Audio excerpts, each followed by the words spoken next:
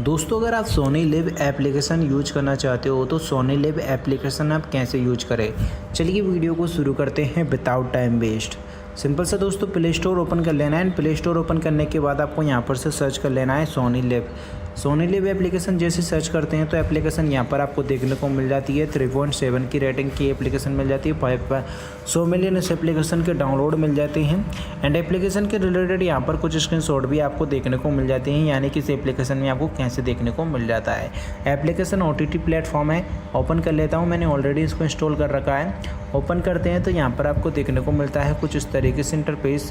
Search का option मिल जाता है, कोई भी मूवी सोच या फिर जो भी है आप सर्च करना चाहो तो यहाँ पर सर्च करके वॉच कर सकते हो।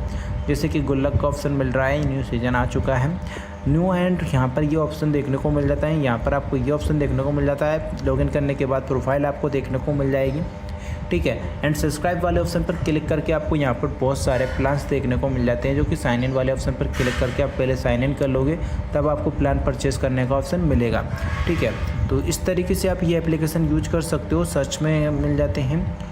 एंड वीडियो अगर आपको पसंद आती है तो वीडियो को लाइक कर देना है एंड चैनल को सब्सक्राइब जरूर कर लेना है, ठीक है। इस एप्लीकेशन से रिलेटेड अगर आपका कोई भी क्वेश्चन है तो मुझसे कमेंट बॉक्स में आप पूछ सकते हो, मैं उसका रिप्लाई आपको ज़रूर कर दूंगा, ठीक है। मिलता है नेक्स्ट वीडियो में, तब तक के लिए बाय।